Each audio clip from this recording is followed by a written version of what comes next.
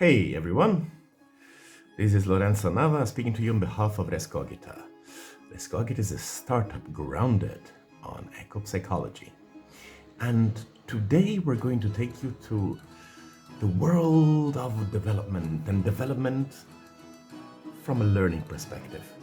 Something that will give you an overview of which steps you need to take and to work on in order to become the perfect learner, the learner you need to become in order to be the person you want to be.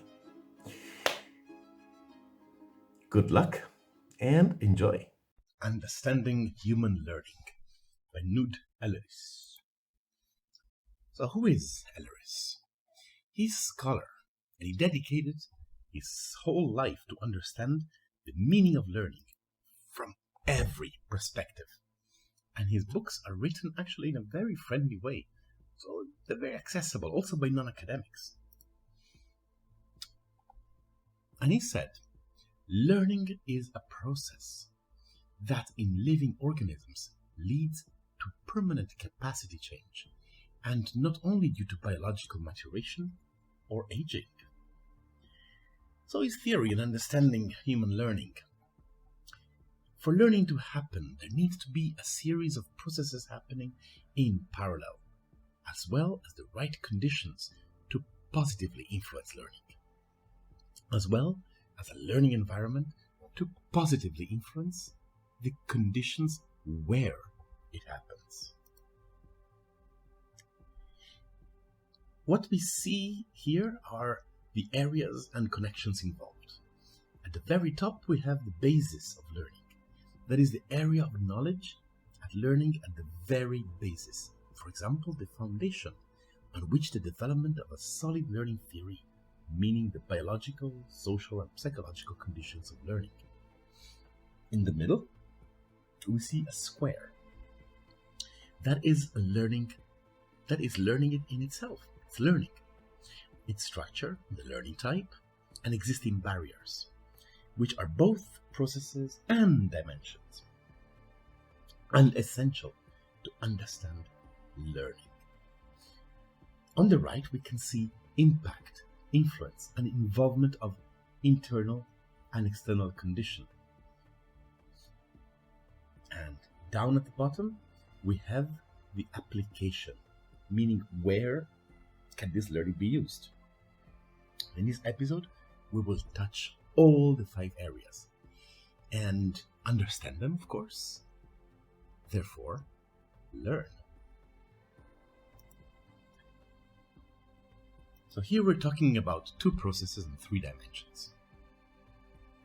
Let's start with the processes. So learning implies integrating 2 processes. The external interaction is the interaction between the learner and the environment. So the cultural, material, social environments out there. And the second one is the internal psychological process. That is taking in the learning content. Both dimensions are equally important and to be taken into account when initiating any learning process. Let's look at this model now. We have a double arrow connecting the bottom, the environment, the root of the external condition, and at the top, the individual of the learner.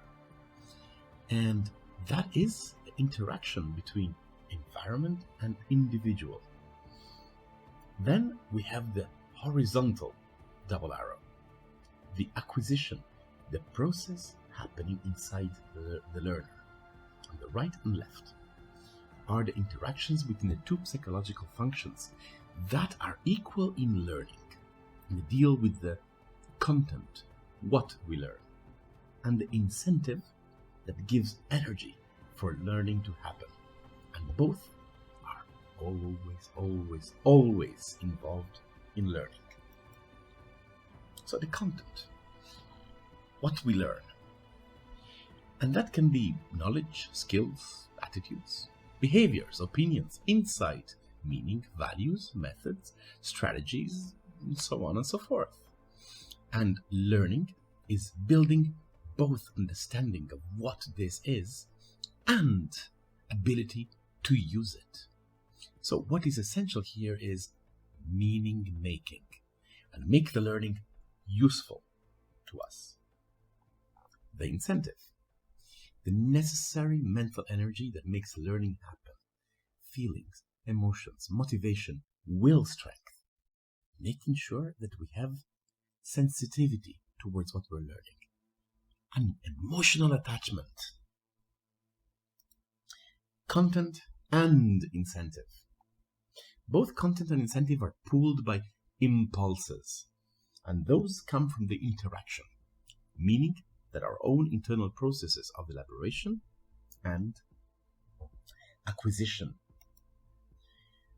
Learning has three drives, and all are incentives, be it desire, interest, necessity, or compulsion. And incentives and content are pushed by content. Think about how gaining new information on something can actually change the incentive. Cognitive and emotional.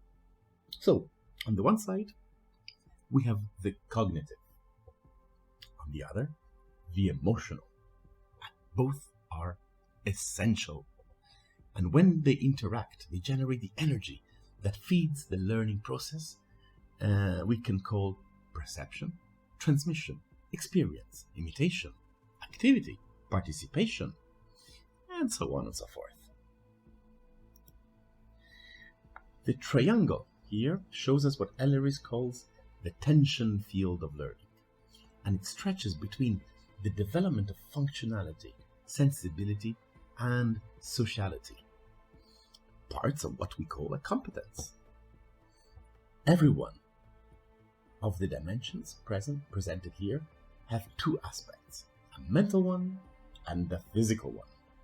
Actually, it is being more and more believed that learning starts from the body and our bodily organs before reaching the mind, and then it is distributed in interdependent areas of function. Okay, let's make it simpler. Imagine we're running a training for trainers for environmental activists. And in a session, the trainer wants to explain circular economy. The participants are expected to listen and to ask questions to make sure their understanding is correct. So, to be involved in the interaction process. They are also expected to take in and learn what the trainer presents, meaning to establish a psychological relation between them and the topic presented, as they should be able to recall, reproduce, apply, and involve the learning once they will be trainers themselves and learn further. Yeah, that's not only the case. Mistakes do happen.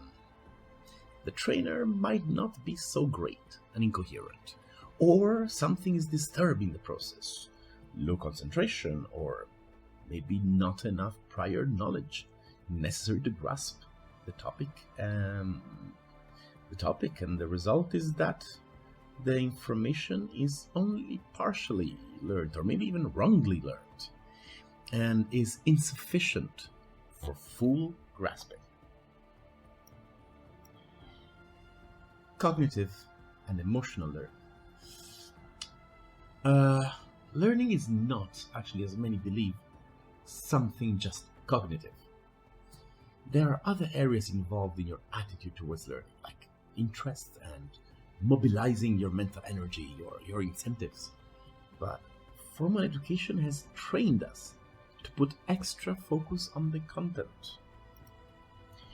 The incentive is just as important, because that is the how we are going to experience learning, and what feelings and motivations are at play, the root and strength of the mental energy engaged, on which depends the value we give to what we learn.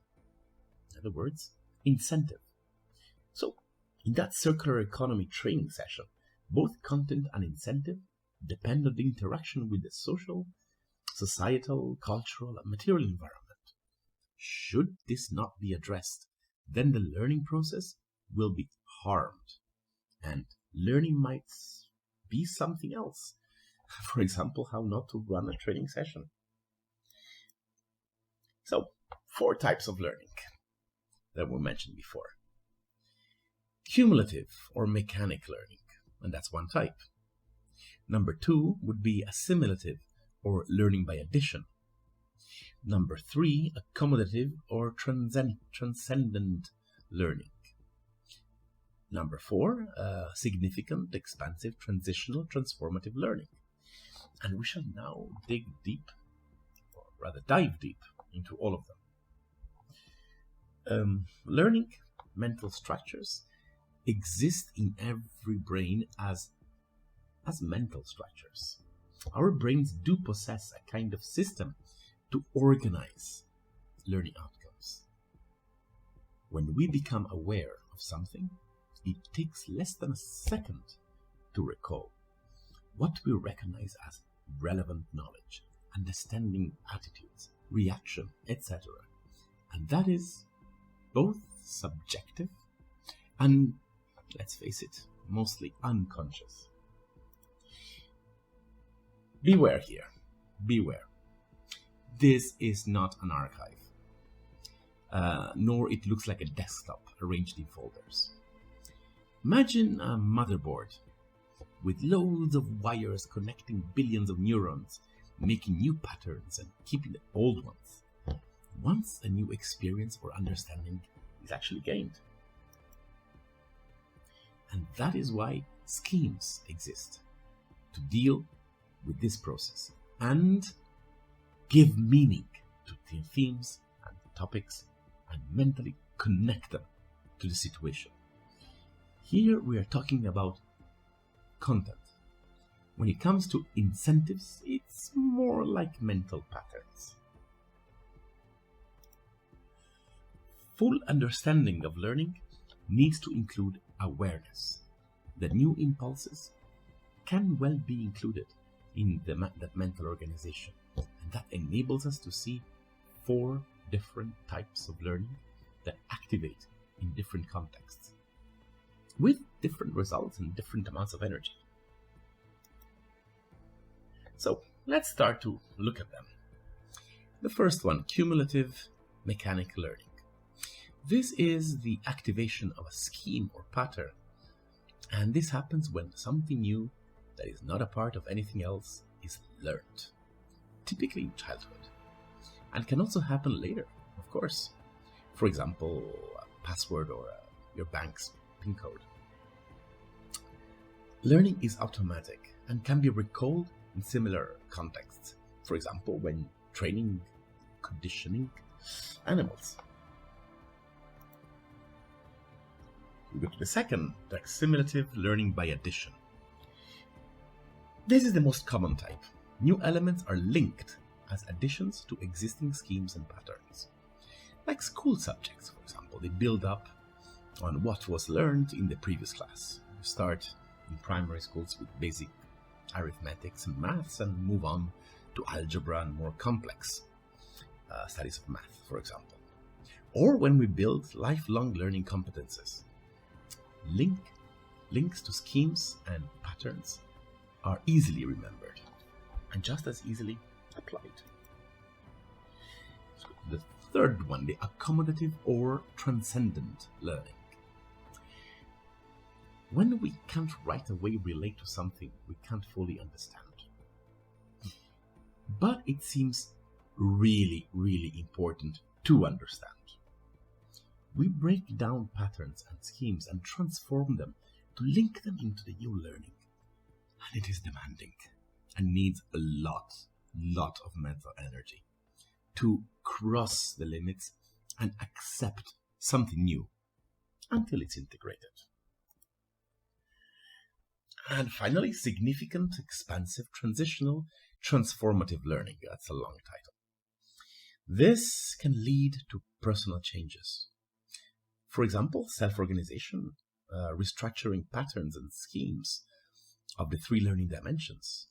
And this often happens after facing challenges. That made it essential to change yourself. So to move further. It's deep, It's extensive, takes a lot of mental energy, even more than the previous one, but when it's accomplished, it results in relief.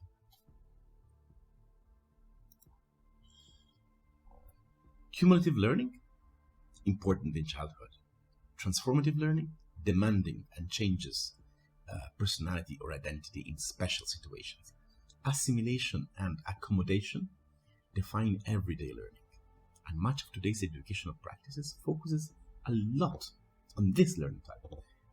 To make sure significant and meaningful learning happens, all the 4 types need to be touched in the process.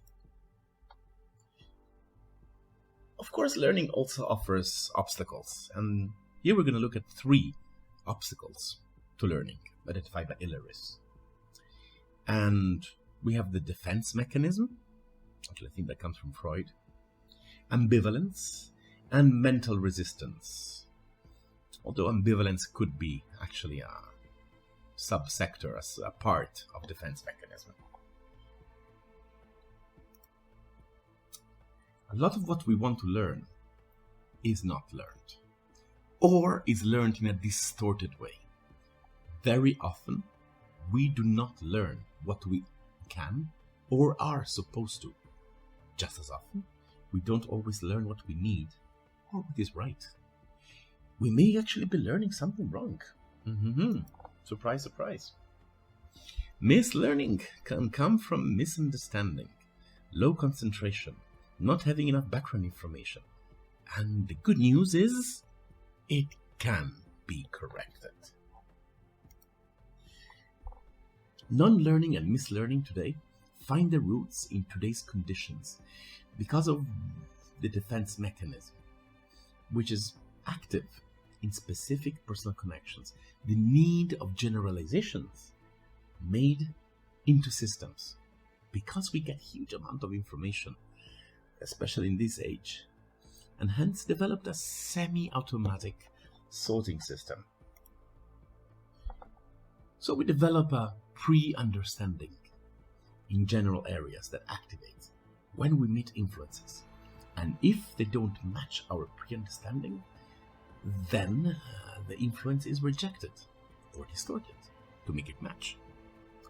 The outcome is non-learning and strengthening the existing beliefs and understandings. So let's look a bit deeper into these defense mechanisms. These are activated when we confront new learnings or beliefs that challenge the existing ones, especially in a time when information and options are so overwhelming as today.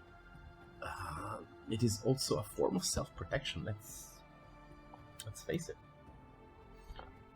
Another trigger could be the endless changes and reorganization of your experience, for example at work or in social situations, and start feeling helpless with the decisions of others and how they affect life and opportunities.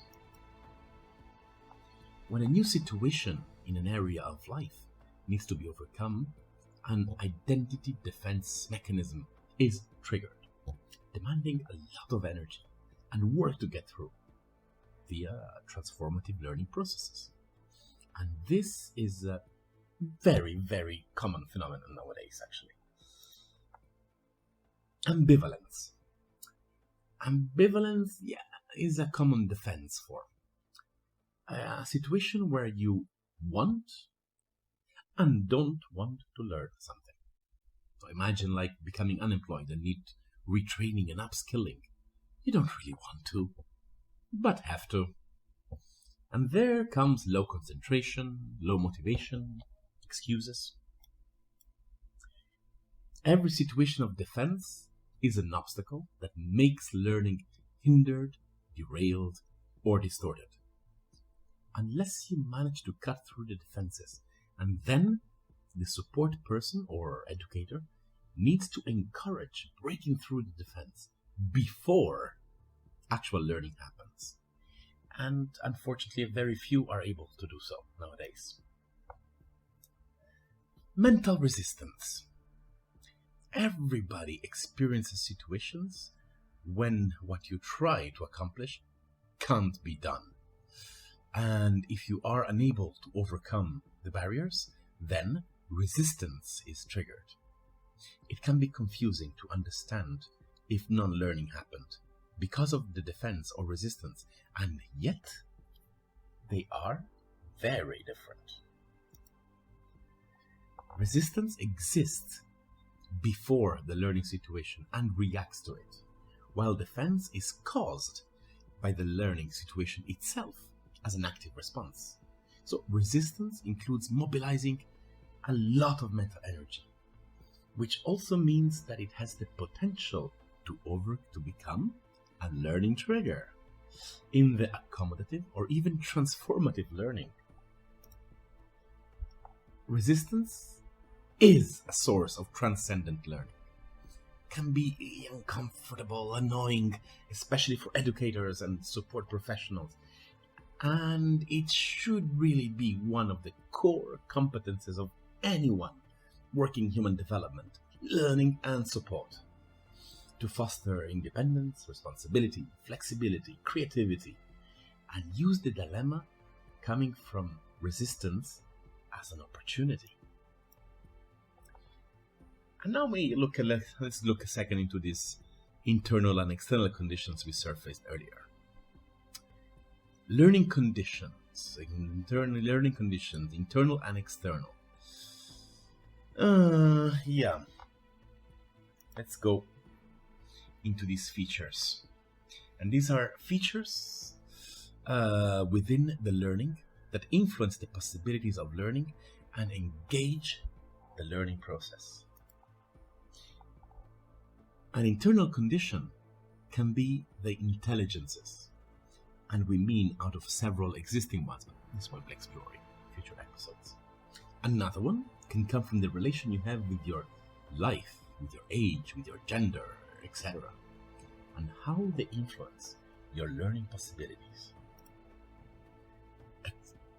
External learning conditions, those which exist outside the learner and still influence and impact both possibilities and processes, and that's we're looking at features influencing the immediate learning situation and space and general cultural and social conditions. The type of learning place means a lot, be it online, interest and hobbies, workplace or institution, or even everyday life. Also concerning the challenge to apply and use learning across these borders. So the three learning dimensions need to be taken into account, just as relevant needs and internal and external condition needs, as well as addressing defense or resistance mechanisms. All of what we said until now needs to be taken into account, or else learning will be incomplete. Be it designing and delivering learning to others, or self-learn processes. So if you found Elleris' theories interesting, we said his style of writing, it's actually really open to everybody and does not require that much background knowledge. So we strongly recommend you two books here. The first one is called The Three Dimensions of Learning by Elleris. And the second one, same author, How We Learn. You'll find a lot of each other's concept in each other. You can read them alone, we'll already give you insight, or read both. Either way, thank you very much for being with us. And remember to follow us, www.rescogita.academy. Thank you. Well, what are your thoughts? Honestly, when I first came across Elleris, I was quite surprised he's not even more famous than he actually is. And I really truly hope this was an eye-opener for you, as it was for me. And if you have any learnings, awareness, discoveries that you made through the last minutes we spent together, we'd actually be really interested to hear them. So feel free to share, either here in the comment section, or you can find us on Facebook, on LinkedIn, on our blog. So come and find us. We can have a talk together. Until then, please do take very good care of yourself. Goodbye.